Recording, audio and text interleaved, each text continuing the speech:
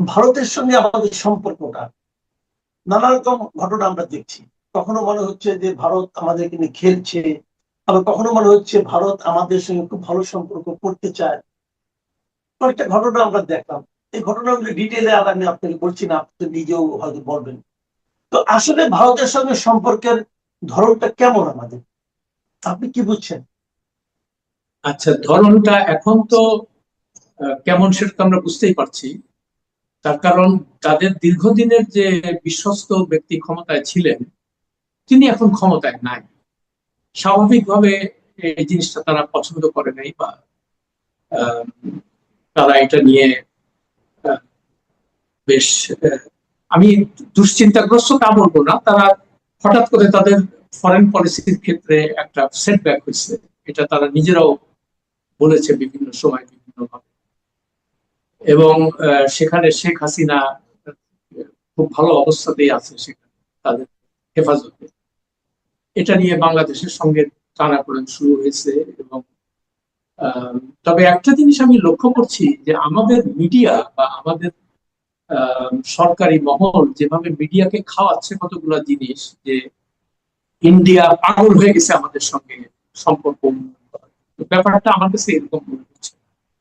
কেন হচ্ছে না সেটা একটু ব্যাখ্যা করে বলি। সেটা হচ্ছে এই, যেমন ইন্ডিয়ান যে হাই কমিশনার, উনি একজন মানে পলিটিক্যাল অ্যাপয়েন্ট, বয়স উনি মন্ত্রীর পদমর্যাদায় তাকে দেওয়া হয়েছে। মানে তাতে বোঝা গেল যে মানে তারা নতুন ভাবে এই রিলেশনশিপটাকে কিভাবে নর্মালাইজ করা যায় সেটা, সেই চেষ্টায়। এবং দেশ ত্রিবেদী আসার পরেও বিভিন্ন ভাবে তিনি নিজে বাংলাও কথা বলেন, এটাও আরেকটা বড় অ্যাডভান্টেজ। তো এখন এখানে পত্র পত্রিকায় দেখতে পাচ্ছি বা মিডিয়া বিভিন্ন টক শোতে, মানে তারা অস্থির হয়ে গেছে যে একটু আগে আপনিও বলছিলেন যে দীনেশ ত্রিবেদী একই সঙ্গে আহ, একটা প্রধানমন্ত্রীর সঙ্গে দেখা করার আগের দিন পররাষ্ট্রমন্ত্রীর সাথে কথা বললেন, তারপরে প্রধানমন্ত্রীর সাথে কথা বলার পরে উনি স্বরাষ্ট্রমন্ত্রীর ওখানে গেলেন, তারপরে সেখান থেকে সরাসরি দিল্লি চলে গেলেন। মানে আমাদের মিডিয়া এমন একটা ইমপ্রেশন দিচ্ছে যে এটা খুব তড়িঘড়ি করে তারা এগুলা করছে, কিন্তু তাদেরকে একটা জিনিস বুঝতে হবে যে এই সমস্ত অ্যাপয়েন্টমেন্ট গুলা অন্তত 1 মাস আগে ঠিক করে। এটা বুঝতে হবে আপনাদেরকে। মানে মানে অন দ্য স্পট কোনো ডিসিশন হচ্ছে না, এটা সেইভাবেই তারা ক্যালকুলেট করেছে, সেইভাবেই। এবং বাংলাদেশ সরকার থেকে সেইভাবে সময় নিয়েছে, পররাষ্ট্রমন্ত্রীর সঙ্গেও সেইভাবে সময়, মানে স্বরাষ্ট্রমন্ত্রীর সঙ্গেও সেইভাবে সময় নিয়েছে, প্রধানমন্ত্রীর সঙ্গে তো অবশ্যই নিয়েছে, বিকজ প্রধানমন্ত্রীর স্কেডিউল তো খুব বিজি। তো ফলে, এবং সে যে প্রধানমন্ত্রীর সঙ্গে দেখা করে আবার দিল্লিতে যাবে তাদের প্রধানমন্ত্রীর সঙ্গে দেখা করতে, এটাও আগের থেকে ঠিক করা। এগুলো সবকিছুই মানে মানে তাদের পরিকল্পনা মাফিকই সবকিছু হচ্ছে। এখন তিনি তিনি যেহেতু একটা মন্ত্রীর আহ, পদমর্যাদায় এখানে আছেন, স্বাভাবিকভাবে মানে দীনেশ ত্রিবেদী কি কি কথাবার্তা হলো এটা তার প্রধানমন্ত্রীকে জানাবেন, বা জানিয়েছেন অলরেডি, বিকজ সে তো অলরেডি দেখাও করেছে। তো আজকে একটা ইন্ডিয়ান একটা ইয়ের মধ্যে দেখছিলাম যে তাদের ছক কাটা আছে যে কিভাবে কিভাবে জিনিসগুলোকে তারা সামনের দিকে এগিয়ে নিয়ে যাবে। সেইভাবেই তারা সবকিছু করছে। এখন দিল্লিতে তার সফরের ব্যাপারে আপনারা নিশ্চয়ই জানেন যে বাইল্যাটারাল ভিজিটটা হবে, এটাও ইন্ডিয়ান গভর্নমেন্ট আগে থেকেই দাওয়াত দিয়েছে যে আপনি আমাদের এখানে আসবেন। এবং তার ইনগরেশনের সময় ইন্ডিয়ান কি বলে স্পিকারকে, তারা পার্লামেন্টের স্পিকারকে তারা এখানে পাঠিয়েছে। এটা খুব ভালো একটা জেস্টার। তার আগে ওদের পররাষ্ট্রমন্ত্রী জয়শঙ্কর এসে দেখা করে গেছে, এবং তখন ইউনূস সাহেব ক্ষমতায় ছিলেন এবং তার সঙ্গে সে দেখা করেন। মানে এটা একটা ক্লিয়ার স্নাপ ইন্ডিয়া, মানে ইউনূস গভর্নমেন্টকে দেওয়া যে তোমাদের তোমাদের সাথে আমাদের কোনো সম্পর্ক, মানে আমরা আমরা তোমাদের নিয়ে চিন্তিত না। পরে যিনি ক্ষমতায় আসবেন তার সঙ্গে আমরা এটা নিয়ে ইন এনি কেস, যে কথাটা বলছিলাম যে এগুলো তারা সবকিছুই আগের থেকে ঠিক করা। ওই তাদের যে সেটব্যাকটা হয়েছিল হাসিনা চলে যাওয়ার পরে, এবং সেটা একটা বিরাট সেটব্যাক। সত্যি কথা বলতে কি, বিশেষ করে নরেন্দ্র মোদী ক্ষমতায় আসার পরে যে যে জিনিসটা হলো সেটা হলো এই, তারা মানে তখন পশ্চিমবঙ্গে মুখ্যমন্ত্রী ছিলেন মমতা বন্দ্যোপাধ্যায়, তার সঙ্গে তার মানে ঝগড়াঝাটি লেগেই থাকতো এবং তাকে কোনোভাবেই সে বশ করতে পারছিল না। কিন্তু পূর্ববঙ্গে মানে তৎকালীন এখন যেটা বাংলাদেশ, তারা ধরে নিত এটা পূর্ববঙ্গ, এবং সেখানে তারা একটা মুখ্যমন্ত্রী রাখছে যেটা তাদের কথায় চলাফেরা করবে। হ্যাঁ, সেইভাবেই তারা তাকে ট্রিট করতো। ঠিক ঠিক আছে। আর শেখ হাসিনাও দেখেন দিন দিন তার জনবিচ্ছিন্নতার কারণে, তার স্বৈর শাসনের কারণে মানুষের থেকে সে দূরে সরে যাচ্ছে, এবং ইন্ডিয়া বা এখানকার সিকিউরিটি ফোর্সের উপরেই তার নির্ভর করতে হচ্ছে। এবং একটা জিনিস, যে জিনিসটা যে এত দ্রুত ঘটে যাবে, এটা ইন্ডিয়া সত্যি কথা বলতে কি আমার ধারণা তাদের ক্যালকুলেশনে ছিল। এবং আমি যখন ওই যে রিসেন্টলি যে মোদির বিপক্ষে যে ছাত্র আন্দোলন শুরু হলো ওই পরীক্ষার প্রশ্নপত্র ফাঁস নিয়ে, সেটা কিন্তু তুমুল পর্যায়ে চলে গেছে, এবং তারা বললো এটা বাতিল করতে হবে, শিক্ষামন্ত্রীকে পদত্যাগ করতে হবে। দেখেন মোদি খুব ক্লেভারলি এবং ইন্টেলিজেন্টলি সেই জিনিসটা হ্যান্ডেল করলো। সে শিক্ষামন্ত্রীকে বরখাস্ত পদত্যাগ করালো এবং বললো, একটা চমৎকার বক্তৃতা করলো সে ছাত্রদের উদ্দেশ্যে, যে তোমাদের ব্যথা বেদনা আমরা বুঝেছি এবং আমাদের আরো আগে এটা বোঝা উচিত ছিল, এবং তোমাদের যে তোমাদের ক্ষোভ গুলা জেনুইন। তো আমি খালি ভাবতেছিলাম যে শেখ হাসিনা যদি খালি এই কথাটাই বলতো, তাহলে কিন্তু তার আজকে ক্ষমতার থেকে যেতে হয়, সে কিন্তু ক্ষমতায় থাকতো। কেমন? তো এই যে জিনিসগুলা, ওই যে বলেন না যে আল্লাহর মায়ের দুনিয়ার বাইরে, মানে শেখ হাসিনা এমন পর্যায়ে চলে গেছিল শেষ দিকে, যে আমার মনে হয় ওই আল্লাহর গজব নামছিল তারপরে, যে হাজার হাজার চেষ্টা করেও আর সে থাকতে পারেনি। আমার খালি ওই একটাই জিনিস মনে হচ্ছিল, যে সে যদি খালি ছাত্রদের কথাটা মেনে নিত, যে ঠিক আছে কোনো কোটা টোটা থাকবে না, তোমাদের মানে আন্দোলন জেনুইন এবং তোমাদের ক্ষোভটাও জেনুইন, আমি বুঝে গেছি এটা আমাদের, তাহলে কিন্তু তারা আজকে সে ডেফিনেটলি সে ক্ষমতায় থাকে। কিন্তু ওই যে বললাম যে আল্লাহর মায়ের দুনিয়ার ভাই, হ্যাঁ, যাই হোক। তো এখন ইন্ডিয়া যে জিনিসটা চাচ্ছে, ইন্ডিয়া মানে কেন শেখ হাসিনাকে এত, তাদের কনসার্ন ছিল দুটো। ফার্স্ট কনসার্ন যেন বাংলাদেশের ভূমি, বিশেষ করে পার্বত্য চট্টগ্রামকে যেন কোনোভাবে ইন্ডিয়ার বিরুদ্ধে অ্যান্টি ইন্ডিয়ান যে ইনসার্জেন্সি গুলো হচ্ছিল তাতে সমর্থন না দেয়, যেটা আগের সরকারগুলো দিয়েছে। এটা আমরা জিয়াউর রহমানের সময় দেখেছি, এরশাদের সময় দেখেছি, খালেদা জিয়ার সময় দেখেছি। এটা ওপেন সিক্রেট, সবাই জানে। আচ্ছা, কিন্তু হাসিনা যখন ক্ষমতায় আসলো, তাকে সে পরিষ্কার ভাবে বললো যে আমাদের কোন ভূমি অ্যান্টি ইন্ডিয়ান অ্যাক্টিভিটিসকে আমরা মানে ব্যবহার করতে দিব না হিসেবে, এবং সেটা সে পালন করেছে, এবং ইন্ডিয়া তাতে ভীষণ খুশি। ইন্ডিয়া কেন খুশি এটাও একটু পরিষ্কার করে বলি, যে তারা আগে পাকিস্তানের সময় তাদেরকে দুইটা ফ্রন্টে মানে সৈন্য রাখতে হইতো। একটা হলো ইস্টার্ন ফ্রন্ট, মানে এইখানে, আর ওয়েস্টার্ন ফ্রন্ট ওইখানে। তো বাংলাদেশ স্বাধীন হওয়ার পরে ইন্ডিয়া চিন্তা করলো যে আমরা তো একটা বড় কাজ করে ফেলছি, আমাদের এখন এই মানে পূর্ব পাকিস্তান যেটা ছিল এটাতে আমাদের আর সৈন্য টৈন্য রাখতে হবে না।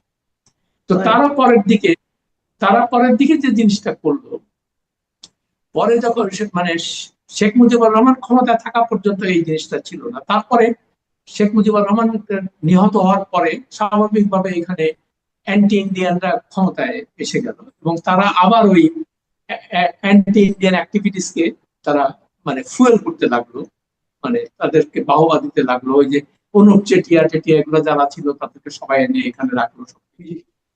তো ইন্ডিয়া চিন্তা করলো যে না, এটা তো এইভাবে হচ্ছে না। অর্থাৎ হাসিনা আসার পরে তারা এইটাতে প্রথম তাদের শর্ত ছিল এই জিনিসটা তুমি করবে, সে করলো।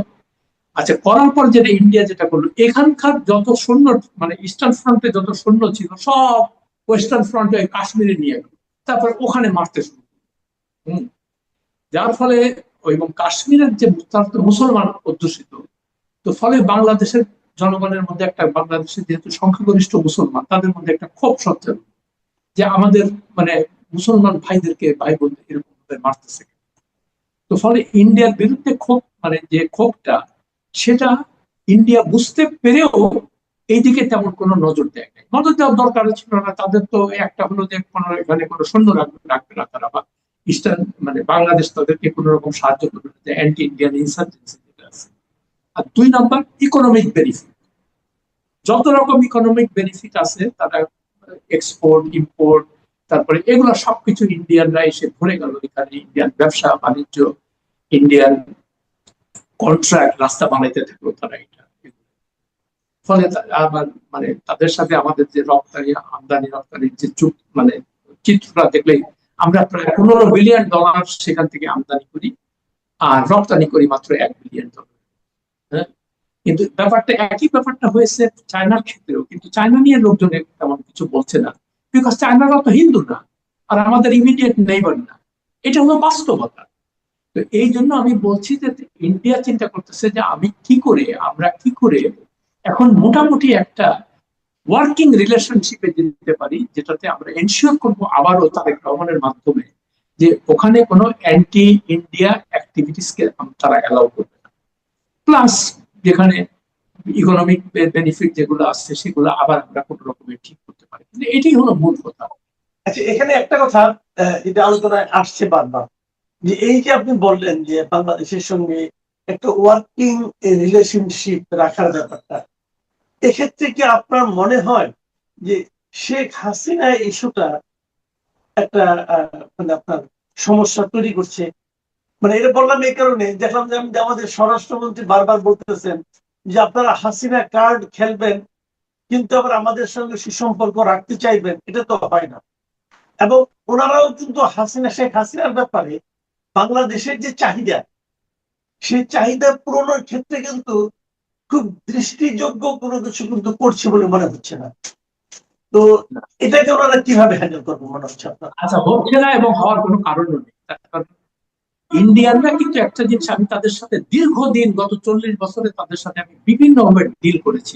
তাদের ডিপ্লোম্যাট বলেন, তাদের জার্নালিস্ট বলেন, পলিসি মেকার, শুধু এখানে ঢাকায় না, ঢাকা, দিল্লি, ওয়াশিংটন সব জায়গায় তাদের সাথে এই সমস্ত কথাবার্তা হতো।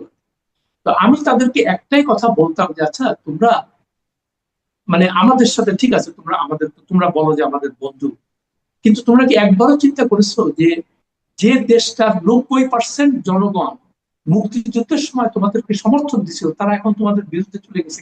কেন কেন গেছে? এটা কি তোমরা কোনো সময় ভাবো? বলে হ্যাঁ ভাবি, আমরা জানিও কেন হয়েছে। আমাদের হয়তো ভুল ত্রুটি ছিল, কিন্তু ওই যে বললাম যে প্রত্যেকটা দেশে একটা বিভিন্ন প্রেশার গ্রুপ থাকে, সেই প্রেশার গ্রুপটা চায় ইমিডিয়েট গেনটা করার জন্য। যেমন এই বাংলাদেশ স্বাধীন হওয়ার পরে কেন মেজর জলিল কেন হঠাৎ করে, তিনি নিজে একজন মুক্তিযোদ্ধা ছিলেন, তিনি কেন ভারতের বিরুদ্ধে বলতে লাগলো যে আমাদের সমস্ত অস্ত্রপাতি যা ছিল সব লুটপাট করে নিয়ে চলে যাচ্ছে, এবং যার ফলে জাসদের সৃষ্টি হয়।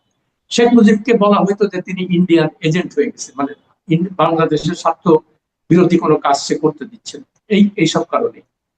তো ইন্ডিয়ানরা যে এটা বুঝে না তা না, ইন্ডিয়ানরা বুঝে, কিন্তু তাদের হয় কি, তাদের যে টোটাল যে জিও পলিটিক্যাল যে তাদের ফ্রেমওয়ার্ক আছে, সেখানে বাংলাদেশ খুব একটা তাদের কাছে সত্যি কথা বলতে কি খুব একটা ম্যাটার করে না। এইটা আমার একটা মনে আছে এই প্রসঙ্গে, এখানে আইপি খোসলা বলে একজন হাই কমিশনার ছিল 1982 থেকে 85 পর্যন্ত। আচ্ছা, তার পুরো নাম হলো ইন্দ্রপ্রস্থ খোসলা। তার সাথে আমার বেশ ভালো, অন্যান্য হাই কমিশনারের মধ্যে খুব ভালো সম্পর্ক ছিল। তো একদিন উনি এক জায়গাটা একটা অনুষ্ঠানে আমার সাথে দেখা, মানে বলতেছে যে আশরাফ, আমি সকালে যখন নিউজ পেপার গুলো নিয়ে, তখন তার এত টিভি ছিল না, নিউজ পেপার দেখতেছি যে তোমরা মানে অ্যান্টি ইন্ডিয়ান মানে রেটরিক ছড়াইতেছো, আমাদেরকে ঘৃণা, আমাদেরকে গালিগালাজ করতেছো, এটা সেটা। তো তখন উনি আমাদের বলতেছে যে দেখো, আমি তো ঢাকায় থাকি, আমি তো এখানে পোস্টেড, আমি তো দেখতে পাচ্ছি তোমাদের সেন্টিমেন্ট, কিন্তু তোমরা যত অ্যান্টি ইন্ডিয়ান হিসেবে চিল্লাও, আমাদেরকে গালিগালাজ করো, এটা দিল্লি পর্যন্ত পৌঁছায় না। এই কথাটা আমার কাছে সাংঘাতিক সিগনিফিকেন্ট মনে হলো। তার মানে সে আমাকে আকার ইঙ্গিতে বুঝাইতো যে দেখো, আমি এখান থেকে টেলেক্স মানে মেসেজ সবই পাঠাই, কিন্তু ওখানকার যে জিও পলিটিক্যাল সেখানে ওই জিনিসগুলো ঢাকা পড়ে যায়। আমাদের যারা মেন কর্তা, তারা এগুলা মানে তাদের কাছে আরো এগুলো তত ইম্পর্টেন্ট মনে হয় না। তারা মনে করে যে কোন রকমের যেভাবে চলতেছে এইভাবে চললেই হবে। তো এখন আমার ধারণা, ইন্ডিয়ানরা যদি এটা বুঝতে পারে যে না, বাংলাদেশের জনগণকে সত্যিকার অর্থে বন্ধু ভাব, ওদের আরেকটা সমস্যা হলো কি, যে যেহেতু তারা বাংলাদেশের মুক্তিযুদ্ধের একটা বড় ভূমিকা রাখছে, এটা তো কোনো অস্বীকার করার উপায় নেই। তো তারা মনে করে আরে মিয়া, তোমার জন্মই তো দিলাম আমরা, হ্যাঁ, তো আমি যা বলবো তোমরা তো। কিন্তু ব্যাপারটা যদি তারা এইভাবে না দেখে, আমি দেখছি তাদের সাথে বিভিন্ন সময় কথাবার্তা বলে, ইভেন দিল্লিতে আমাদের সাংবাদিক বন্ধু যারা ছিল, তারাও একই you know Ashraf, what is Bangladesh, মানে এমন একটা ভাব, ওই যে ইংরেজিতে বলে কনডিসেন্ডিং। তো এই শব্দটার বাংলা আমি বুঝতে পারি, আচ্ছা মানে আচ্ছা ঠিক আছে ঠিক আছে, দেখবো না বাবা, পরে কিছু দেখবো না। মানে আমাদেরকে কোনো সময় তারা এখন সিরিয়াসলি, পাকিস্তানকে যত সিরিয়াসলি নেয় আমাকে তত সিরিয়াসলি নেয় না। এটা হলো হম, বাস্তবতা। এবং হ্যাঁ, আমি আমাদের আমাদের জি আমাদের বলেন। সিরিয়াসনেস নিত যদি আমাদের কাছে অ্যাটম বোমা থাকতো, তাহলে সিরিয়াস। এটা ভালো বলছেন। আচ্ছা, আমরা আন্তর্জাতিক রাজনীতির বাইরে একটু দেশে একটু ব্যাক করতে চাই। দেশে ব্যাক করতে চাই এই কারণে, দেশের দুটো ঘটনা আপনার সঙ্গে আলাপ করবো। প্রথম যেটা নিয়ে আলোচনা করতে চাই সেটা হলো, আপনাদের একটু সংক্ষেপে বলেন। আপনি জানেন যে দুদিন আগে আমাদের এসএসসি পরীক্ষার রেজাল্ট প্রকাশিত হয়েছে। এটা প্রত্যেকটা স্টুডেন্টের, প্রত্যেকটা মানুষের জীবনে প্রথম একটা পাবলিক এক্সাম, এবং এটা খুব গুরুত্বপূর্ণ এক্সাম হিসেবে আমরা বিবেচনা করি। অনেকের জীবনের মানে গতিটা কি হবে, এটাই হয়তো এখানে নির্ধারিত হয়। আমরা দেখেছিলাম আগে গভর্নমেন্ট আমলে মানে প্রায় সবাইকে পাশ করে দিতে পারলে বোধ হয় তারা খুশি। আবার গোল্ডেন এবার জিপিএ, দেখছি, সব হ্যাঁ, গোল্ডেন জিপিএ। সবাই ফার্স্ট জিপিএ 5। এবার দেখলাম যে পাশের হার গত 20 বছরের 19 বছরের মধ্যে সর্বনিম্ন 64.05। আবার এটা নিয়েও আমাদের শিক্ষামন্ত্রী মনে হয় এক ধরনের আপনার কি বলবো আনন্দ অনুভব করছেন যে ওনারা আমলে জেনুইনলি পাস করেছে। তো এই যে দুই ধরনের ব্যাপার, এত বেশি পাস, এত কম পাস, এর মধ্যে কি কোনো শিক্ষামন্ত্রীর মন্ত্রণালয়ের শিক্ষা ব্যবস্থার আপনি যে কোনো চরিত্র দেখতে পান কিনা, কি চরিত্র দেখতে পাচ্ছেন? আচ্ছা, এটার একমাত্র কারণ হলো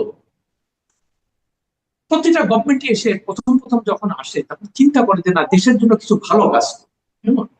তো জি। ভালো কাজের মধ্যে কি, মানে আমি ফ্রাঙ্কলি এখন তারেক রহমানের সরকার, নতুন সরকার, তারা চেষ্টা করতেছে at least। আমি ভবিষ্যতে কি করবে আমি জানি না।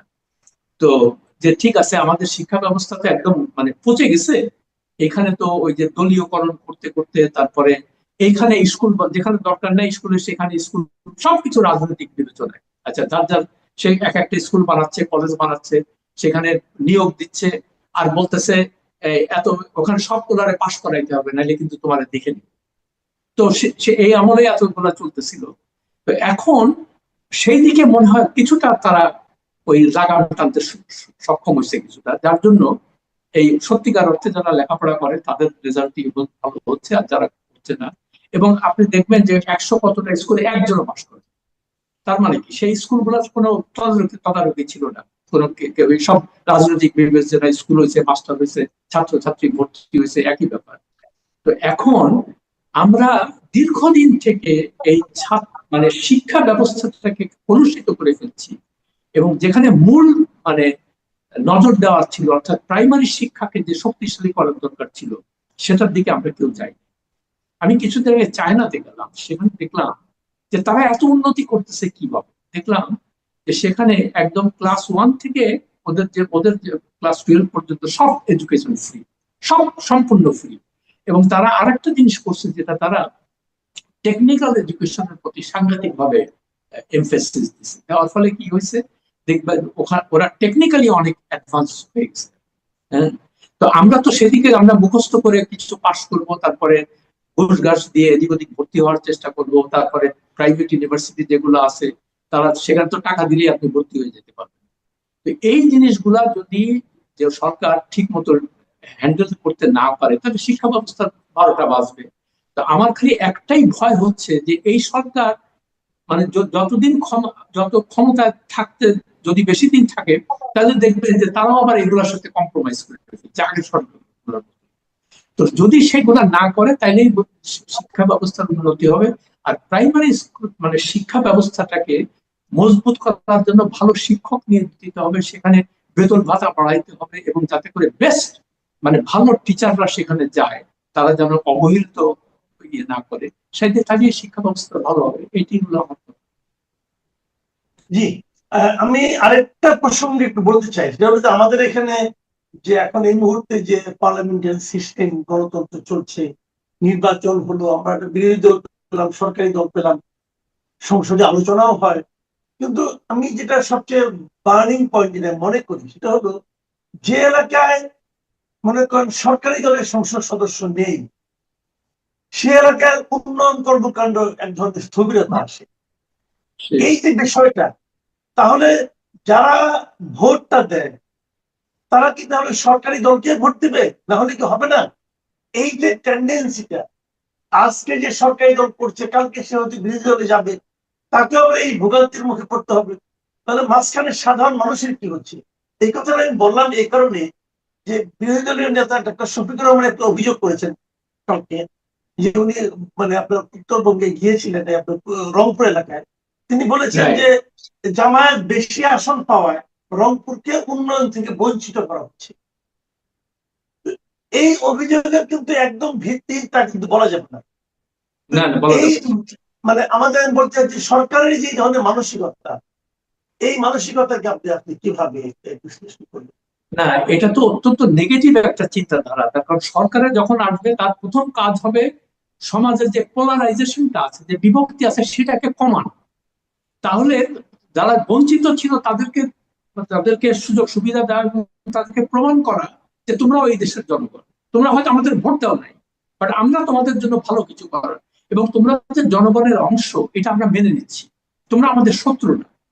তো আনফর্চুনেটলি এগুলো তো বলে কি এগুলো ধর্মের কথা, মানে কিন্তু বাস্তবে মানে আমরা যা দেখি প্রতিটা সরকারি আসার পরে ওই যে চরম দলীয়করণ, যেমন বিএনপি যে কাজটা শুরু করছে এখন, এটা আমি শিওরে উঠতেছি মাঝে মাঝে যে এমন দলীয়করণ কিন্তু ইভেন আওয়ামী লীগও করে নাই। এই যে কর্পোরেশনের চেয়ারম্যান বানানো, এটা আওয়ামী লীগের জি, লোকজন কিন্তু করে নাই। আর এই যেটা দেখতেছি তারেক রহমান শুরু করছে, ওয়াসার চেয়ারম্যান, কেডিএর চেয়ারম্যান, সিডিএর চেয়ারম্যান সব নিজের দলের। আচ্ছা, ভালো কথা, তাও আমি আমি তাতে আমার কোনো অসুবিধা নেই। আপনি যদি আমলাতন্ত্রকে সোজা করতে চান, আপনার নিজস্ব লোকজন আসবেন, খুব ভালো কথা। কিন্তু তারাও যদি এসে ওই একই রকমের ঘুষ খায় বা দলীয় দলীয় লোকদের প্রাধান্য দেয়, তাহলে তো আপনার উদ্দেশ্য সফল হবে না।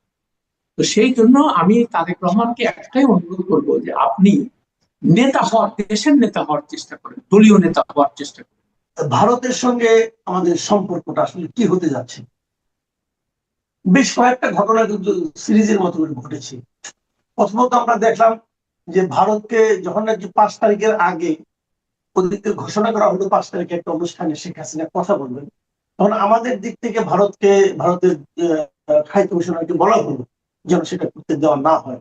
তারাও বলে দিলেন যে তারা দেখবেন, বিচার করবেন, কিন্তু যথাসময়ে তারা সেই অনুষ্ঠানটা করলেন এবং এটা নিয়ে বাংলাদেশ মোটামুটি তীব্র ভাষায় প্রতিবাদ করলো। প্রতিবাদের ভাষা নিয়ে অনেকে নানা রকম প্রশ্নও ছিল। তারপরে আবার দেখলাম ভারত বললো যে ওখানে যা যা বলা হয়েছে সেটা তারা আসলে ওইভাবে এন্ডোর্স করেনি, অনুমোদন করেনি। এটাতে আবার আমরা বুঝলাম যে একটু সম্পর্ক কি ভালো হলো কিনা। এর মধ্যে গতকাল আবার ভারতের হাই কমিশনার প্রধানমন্ত্রীর সঙ্গে দেখাও করলেন, আবার ব্রিক্সে প্রধানমন্ত্রীকে আমন্ত্রণ জানানো হলো। আবার সর্বশেষ আমরা দেখলাম যে গতকালকে এবং তার আগের দিন আহ রয়ের প্রধান বাংলাদেশে এসেছিলেন। এখন এই যে ঘটনাগুলো, এই ঘটনাগুলিকে আপনি আপনি কিভাবে ব্যাখ্যা করবেন? ধন্যবাদ আপনাকে। ধন্যবাদ দর্শক শ্রোতা। ভারত আমাদের সব থেকে কাছের প্রতিবেশী। নানা কারণে তাদের প্রতি, তাদের সাথে আমাদের একটা সম্পর্ক রাখতে হয়, আমাদের সাথেও তাদের একটা সম্পর্ক রাখতে হয়। আমরা অনেক কারণে ভারতের উপরে নির্ভরশীল, একই সাথে তারাও আমাদের উপরে নির্ভরশীল। ভারতের কাছ থেকে আমরা কতগুলো সুবিধা গ্রহণ করি, কিন্তু তার কোনোটাই বিনামূল্যে বা ফ্রিতে না। আমরা পয়সা দিয়ে তাদের কাছ থেকে পণ্য কিনি, আমাদের কাছ থেকেও তারা কিছু সুবিধা নেয়। সুতরাং এখানে দায় দয়া এইটার কোনো সম্পর্ক নেই। রাজনীতিতে ভারত এখানে প্রভাব বিস্তার করে। আশপাশের যতগুলো দেশ আছে প্রতিবেশী, সবার আভ্যন্তরীণ বিষয়ে ভারত প্রভাব বিস্তার করে। কিন্তু 5 আগস্টের পর, আওয়ামী লীগের পতনের পর ভারতের অনুভূতিটা এবং তাদের আচরণটা মনে হয়েছে যে তারা বাংলাদেশের ক্ষমতা হারিয়েছে। 5 আগস্টের পরিবর্তনটা ভারত স্বাভাবিকভাবে নিতে পারেনি, নেয়। এর একটা কারণ কেবলমাত্র ভারতের যে আগ্রাসী মনোভাব সেটা না। বাংলাদেশের প্রায় সব রাজনৈতিক দল কেউ প্রকাশ্যে কেউ গোপনে ভারতের সাথে এক ধরনের হাত কস্তানো সম্পর্ক মেনটেন করে চলে। আওয়ামী লীগের সময় সুজাতা সিংকে আনা হয়েছে, পররাষ্ট্রমন্ত্রী বলেছেন আমাদেরকে আবার একবার তোমরা ক্ষমতায় বসাও। আবার নরেন্দ্র মোদী যখন ক্ষমতায় এসেছে, দূতাবাসের বন্ধের দিন বিএনপি ফুল নিয়ে গেছে, গেটে রেখে এসেছে। জিএম কাদের ভারত থেকে এসে বলেছেন যে আমি কোনো কথা বলতে পারবো না, নিষেধ করে দিয়েছে। আবার জামাতের আমির বলেছেন যে ভারতের মনে কষ্ট দিয়ে আমরা কিছু করব না। সাম্প্রতিককালে শেখ হাসিনার ভাষণ নিয়ে ভারত আমাদের সাথে এক ধরনের চালাকি করেছে। আপনি যথার্থই বললেন, তারা আমাদেরকে কিন্তু বলেছিল যে তারা কতগুলো অ্যাকশনের দিকে যান। জয়সওয়ালের প্রেস কনফারেন্সটা তিনি বলেছিলেন যে আমরা তো আসলে সরকারিভাবে তাকে সহযোগিতা করছি না। তার মানে হচ্ছে যে তারা জানতেন যে এই আয়োজনটা হচ্ছে বেসরকারিভাবে। যদিও শেখ হাসিনার ভাষণ প্রচারের ক্ষেত্রে বাংলাদেশের আদালতেরও কিন্তু কোনো নিষেধাজ্ঞা নেই। শুধুমাত্র তিনি যদি হেট স্পিচ না দেন তাহলে এটির বৈধতা অবৈধ না। সরকারের পক্ষ থেকে এটি, বিচারালয়ের পক্ষ থেকে, বিচারকদের পক্ষ থেকে এটি বলা হয়েছে, আইনজীবীরা বলেছেন। যে তারপরেও সরকার চায়নি যে এই ভাষণটা প্রচারিত হোক, কিন্তু তারা নীরবে, অনেকেই শুনেছেন তিনি কি বলেন। তার অর্থ হচ্ছে যে সরকার আমাদেরকে শুনতে না করেছেন, কিন্তু তারা আবার কিন্তু শুনেছেন। এটি একটা দিক।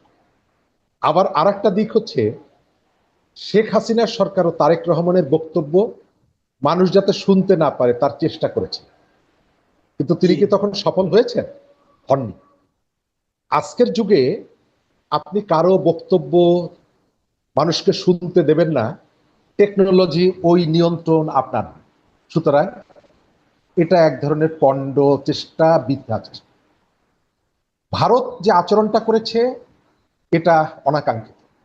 অন্তত প্রতিবেশী দেশের সাথে একটা আস্থার যে সম্পর্ক, সেই সম্পর্কটা নষ্ট হবে।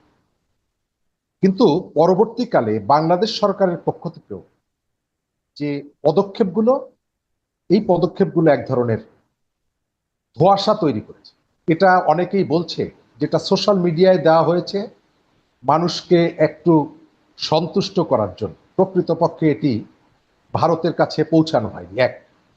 দ্বিতীয় জায়গাটা, যদি আপনি রিয়েল এটি মিন করেন যে ভারতকে এই আচরণের জন্য আমি তাকে তিরস্কার করব, তাহলে তাদের রাষ্ট্রদূতকে ডাকা উচিত ছিল। সেটা না করে পরের দিন একজন মন্ত্রী ভারতীয় রাষ্ট্রদূতের সাথে দেখা করে ডিজেল নিয়ে আলোচনা করলেন। আর বিরোধী দলের পক্ষ থেকে দেখলাম তারা মিছিল করলেন, স্লোগান দিলেন, কিন্তু মিছিলটা চলে গেল সচিবালয়ের দিকে। তারাও মনে হয়েছে যে বিষয়টা তারা ওভারলুক করার চেষ্টা করেছে, কিন্তু পাবলিকের কাছে দেখানোর চেষ্টা করেছেন আমরা এই বিষয়ে খুবই অ্যাডামেন্ট, আমরা খুব দৃঢ়। কিন্তু পরবর্তীকালে আপনি দেখছেন ভারতের যে রাষ্ট্রদূত, তিনি আমাদের পররাষ্ট্রমন্ত্রীর সাথে 1.5 ঘন্টার বৈঠক করছেন, প্রধানমন্ত্রীর সাথে বৈঠক করছেন। এবং তার মানে আপনি বলতে চাচ্ছেন যে ভারতের সঙ্গে আমাদের সরকার কিংবা বিরোধী দল কিংবা অন্য কোন দল মুখে মুখে যে একটা বিরোধের নাটকের মতো করছে, এটা আসলে প্রকৃত বাস্তবতা নয়। প্রকৃত বাস্তবতা হলো ভারতকে সবাই তেল দিয়ে চলতে চায়, ভারতের কাছ থেকে তেল পাওয়ার জন্য সবাই তেল দিতে চায়। হ্যাঁ, একদম তাই। আচ্ছা, এখন আরেকটা প্রসঙ্গ, যেটা নিয়ে সর্বশেষ প্রসঙ্গ, গতকালকে আমরা দেখলাম যে আমাদের যিনি ভারতের হাই কমিশনার বাংলাদেশে আছেন মিস্টার ত্রিবেদী, উনি প্রধানমন্ত্রীর সঙ্গে দেখা করলেন, স্বরাষ্ট্রমন্ত্রীর সঙ্গে দেখা করলেন, বেশ ফলো করে প্রচারও হলো। উনি সেখান থেকে বের হয়ে এসে প্রধানমন্ত্রীর মানে ভূয়সী প্রশংসা করলেন।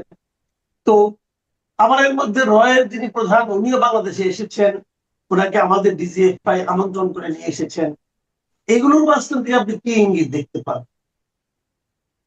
ধন্যবাদ। স্পষ্ট করে বললে, যে খবরটা আমরা শুনছি যে শেখ হাসিনাকে ফিরিয়ে আনার ব্যাপারে সরকার কতগুলো পদক্ষেপ নিচ্ছে, আবার তিনিও ফিরে আসার ব্যাপারে একটা ঘোষণা দিয়েছেন, সম্ভবত এই বিষয়টাকে সামনে অথবা পেছনে রেখে এই যে তৎপরতাগুলো দেখছি, আপনি কি কখনো শুনেছেন যে একটা দেশের রাষ্ট্রদূত একজনের সাথে বৈঠক করে আবার নিজ দেশে ফেরত যাচ্ছে? তিনি আমেরিকার প্রতিনিধির সাথে বৈঠক করলেন, করেই আকস্মিকভাবে দিল্লি চলে গেলেন, আবার ফিরে এলেন, প্রধানমন্ত্রীর সাথে বৈঠক করে আবার ফিরে গেলেন। আমার ধারণা যে তিনি সম্ভবত এই আলোচনাগুলোতে আপডেটগুলো তার সরকারকে অবহিত করার জন্য যাচ্ছেন। তো এই সময়কালে আর এমন কোনো বিষয় নেই আমাদের এখানে যেটা নিয়ে একেবারে প্রত্যেকটা আলোচনা সরকারকে আপডেট রাখার জন্য রাষ্ট্রদূতকে ছুটে যেতে হচ্ছে। রয়ের প্রতিনিধিরা এসেছে, এভাবে পারস্পরিক সংযোগ যোগাযোগ এগুলো থাকে গোয়েন্দাদের মধ্যে, কিন্তু অনেকটা আকস্মিকভাবে মিডিয়াকে না জানিয়ে অনেক ঘটনা কিন্তু মিডিয়াকে জানানো হয়, কে আসছেন, কোথায় যাবেন, কি বৈঠক হবে। কিন্তু এই বিষয়টা আমি নিউজ যেটা দেখেছি প্রেস রিলিজ আকারে না, অনুসন্ধান করে ইনভেস্টিগেটিভ রিপোর্ট, তারা খোঁজ নিয়ে সোর্সের মাধ্যমে জেনেছেন কারা আসছে, এবং যারা এসেছেন তারা শুধুমাত্র ঊর্ধ্বতন সেনা কর্মকর্তাদের সাথেই বৈঠক করেননি, এর বাইরে কয়েকজন রাজনীতিবিদদের সাথে বৈঠক করেছেন। গতকালকে ওয়েস্টিং পত্রিকায় এসেছে। প্রথমত আমাদের জানার আগ্রহ সেই রাজনীতিবিদ কারা, তারা কি নিয়ে আলোচনা করছেন এটা আমাদেরকে বলবেন না, তবে আমি অনুমান করি শেখ হাসিনাকে কেন্দ্র করে দুই দেশের গোয়েন্দা সরকার রাজনীতিবিদদের তৎপরতাটা অনেকটা বেড়েছে। জি, এটা একটু আপনি মানে খুবই একটা ভালো পয়েন্ট ধরেছেন যে রয়ের প্রধান, তো উনি এসেছেন, এসে আমাদের সামরিক গোয়েন্দা বাহিনীর সঙ্গে কথা বলবেন, খুবই স্বাভাবিক। কিন্তু পলিটিক্যাল লিডারদের সঙ্গে ওনার আলোচনাটা, এটা আসলে একটু রহস্যজনক বলে আপনার কাছে মনে হচ্ছে।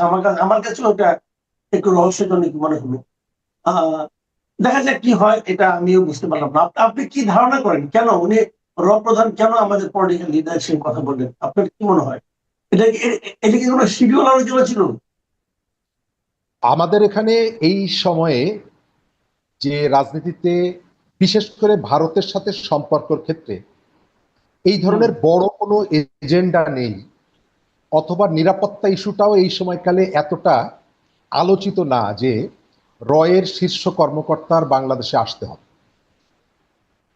এই সময়কালে কেবলমাত্র আওয়ামী লীগ যে ফিরতে চাইছে এবং তাকে কেন্দ্র করে বাংলাদেশ ভারতের যে কথার চালাচালি, অভিযোগ পাল্টা অভিযোগ, এর প্রেক্ষিতে আমার মনে হয় যে শেখ হাসিনা ফিরে আসার ঘোষণাকে এবং সরকারের আগ্রহ, এই সরকারের ব্যাখ্যা, এই বিষয়টা বিবেচনায় রেখেই সম্ভবত এই পারস্পরিক যোগাযোগটা, আসা যাওয়াটা বেড়েছে। গত পরশুদিন সীমান্তে একটা হত্যাকাণ্ডের ঘটনা ঘটেছে, এছাড়া সীমান্ত ইস্যুতে সাম্প্রতিককালে খুব বড় কোনো অঘটন ঘটেছে এমনটা না যেটা আপনার নিরাপত্তা কনসার্ন। আমার ধারণা উভয় দেশের যে তৎপরতাগুলো, বিশেষ করে আমেরিকার যে প্রতিনিধি এসে গেলেন, তিনিও ভারতে দায়িত্ব পালন করেন, তারপরেও তিনি দীর্ঘ বৈঠক করলেন এখানে এসে, হোস্ট কান্ট্রিকে অবহিত না করে। সামগ্রিকভাবে আমার কাছে মনে হয় যে এই তৎপরতাগুলো পরিচালিত হচ্ছে শেখ হাসিনাকে ফোকাস করে। সেটা তিনি সেখানে থাকবেন কি থাকবেন না, তিনি ফিরে আসবেন কি আসবেন না, তাকে ফেরত আনা হবে কি হবে না, মূল ফোকাসটা হচ্ছে শেখ হাসিনা। এটা হচ্ছে আমার অবজারভেশন। আচ্ছা, আমরা এখন একটু অন্য প্রসঙ্গে একটু যাই। অন্য প্রসঙ্গ মানে সর্বশেষ যে প্রসঙ্গটা, যে আজকে 11 তারিখ আমাদের প্রেসিডেন্ট নির্বাচনের জন্য মনোনয়ন দাখিল করা হবে 13 তারিখে। 13 তারিখ দাখিল যখন করা হবে তখনই তো বোঝা যাবে যে কে নির্বাচিত হচ্ছে। এটা তো অনেকটা আপনার ডিসাইডেডই যে আপনার বিএনপি যাকে মনোনয়ন দেবেন তিনি নির্বাচিত হবেন, এটাই তো স্বাভাবিক।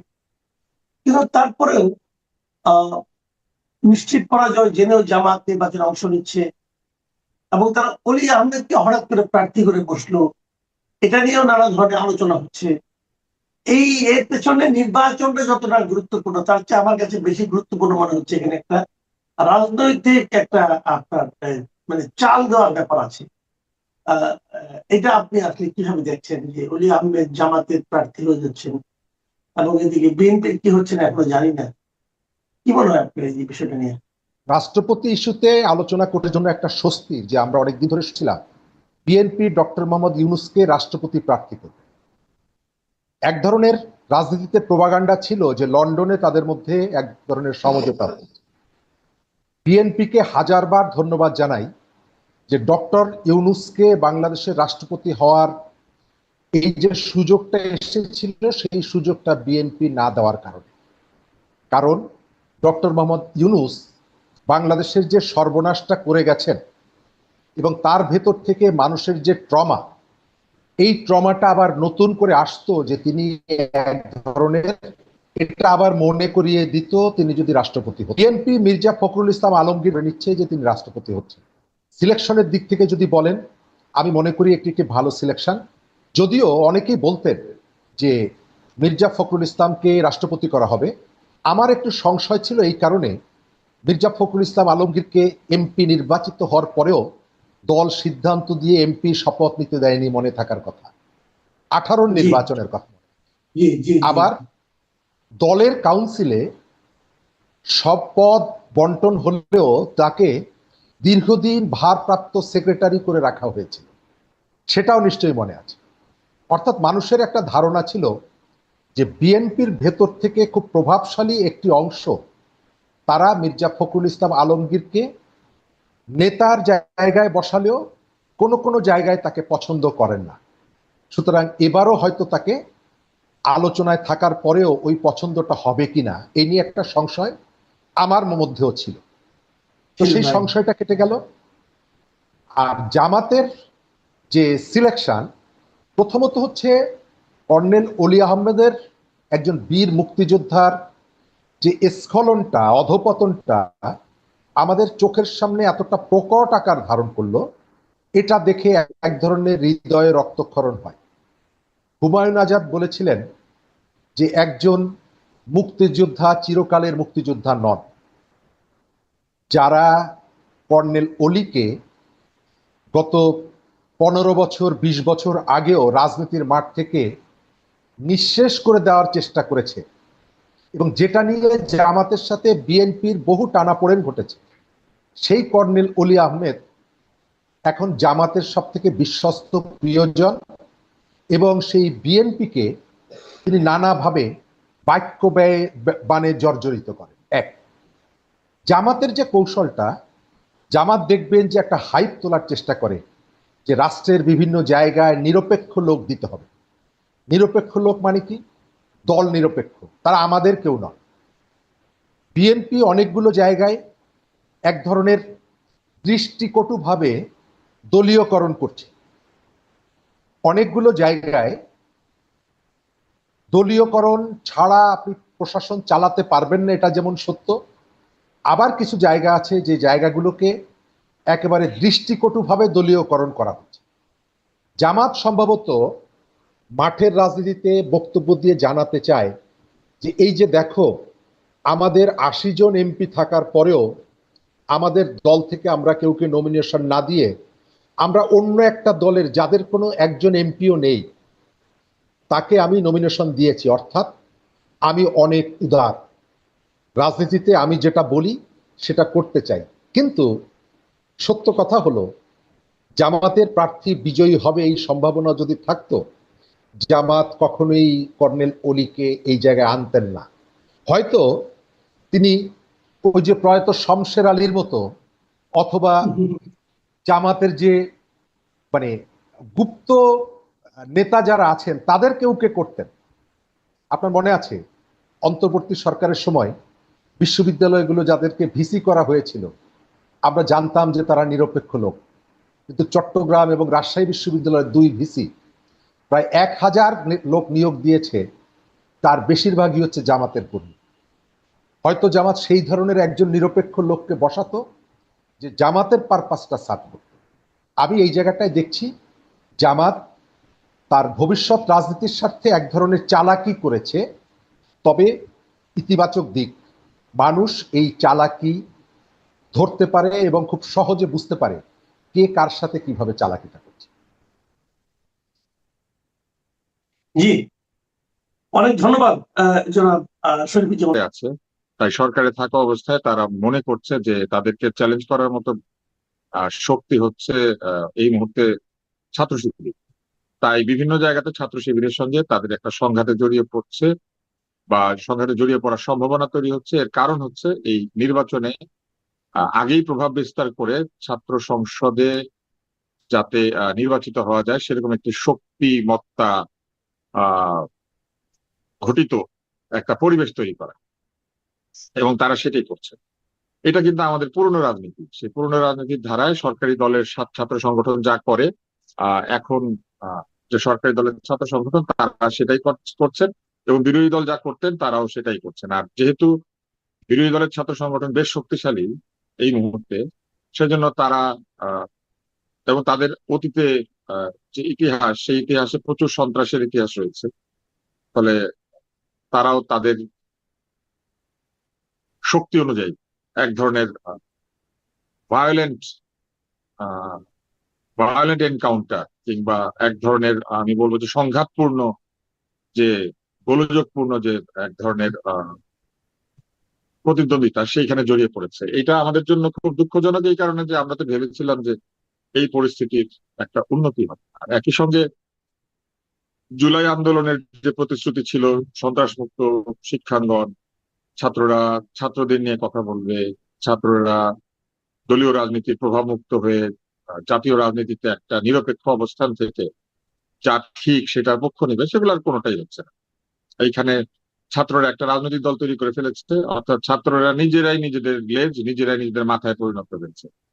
একটা রাজনৈতিক দল তৈরি হয়েছে যাদের গড় বয়স 40-এর নিচে, এবং তারা তাদের যারা ছাত্র সংগঠন তারা একই সঙ্গে তাদের রাজনৈতিক কলিগ অর্থাৎ মূল দলেও তারা প্রভাব বিস্তার করে, আবার তাদের একটা ছাত্র সংগঠন বলে একটা সংগঠন বা ছাত্রদের একটা শক্তি তাদের আছে। ফলে সবকিছু মিলিয়ে জুলাইয়ের যে মূল কথা ছিল যে মেধাভিত্তিক রাজনীতি, মেধাভিত্তিক আহ প্রশাসন, মেধাভিত্তিক শিক্ষা ব্যবস্থা, মেধাভিত্তিক একটা সমাজ ব্যবস্থা, সমাজ কাঠামো তৈরি করার যে একটা বিষয় যেখানে বৈষম্য থাকবে না, মানুষ তার বংশ কিংবা পদবি কিংবা ক্ষমতা কিংবা অন্য কোনো ধরনের প্রভাব বিস্তার করে, মামা চাচার প্রভাব বিস্তার করে কোথাও কোনো কিছু পাবে না, বরং যোগ্যতার ভিত্তিতে পাবে, সেই জায়গাটা সম্পূর্ণভাবে বিনষ্ট হয়ে গেছে।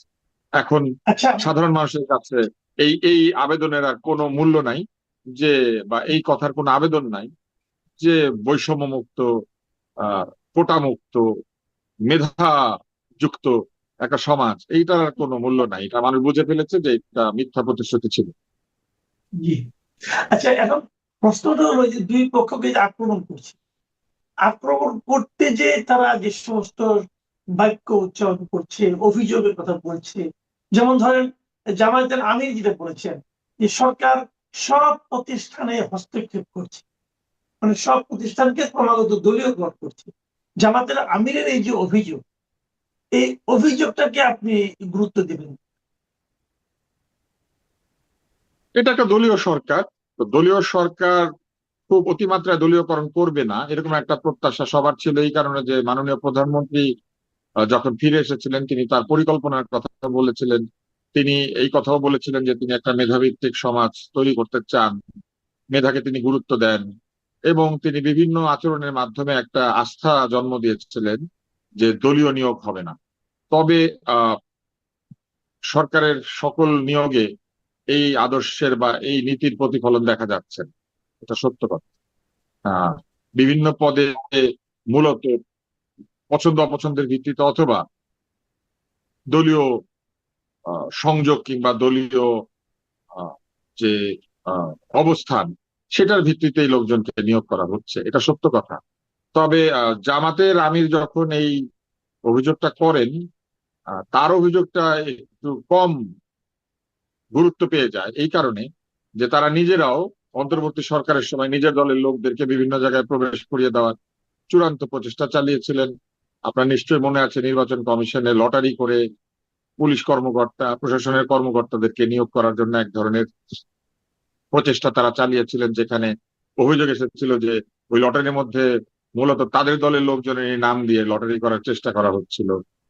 ডাক্তারদের বেলা যদি আপনি বলেন, পরিষ্কার ভাবে ওই সময় যিনি ডিজি ছিলেন সেই ডিজি এক দলীয় ভাবাপন্ন ছিলেন এবং প্রচুর জায়গাতে জামাতে ইসলামের সমর্থক চিকিৎসকদেরকে পদায়িত করেছিলেন।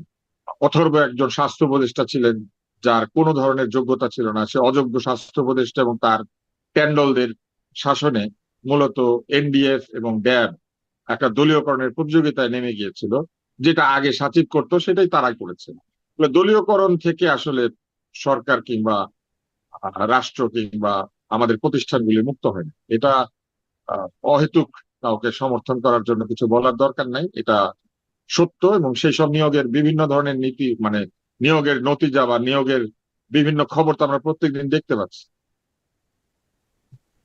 জি, আবার ধরেন বিপরীত দিকে সরকারি দল থেকে, যেমন ধরেন আমাদের প্রধানমন্ত্রী, উনি নিজেই অভিযোগ করেছেন যে অতীতের মতো গুপ্ত বাহিনী বিশৃঙ্খলা ও বিভ্রান্তি ছড়াচ্ছে। প্রধানমন্ত্রী এই অভিযোগ কিভাবে মূল্যায়ন করবেন?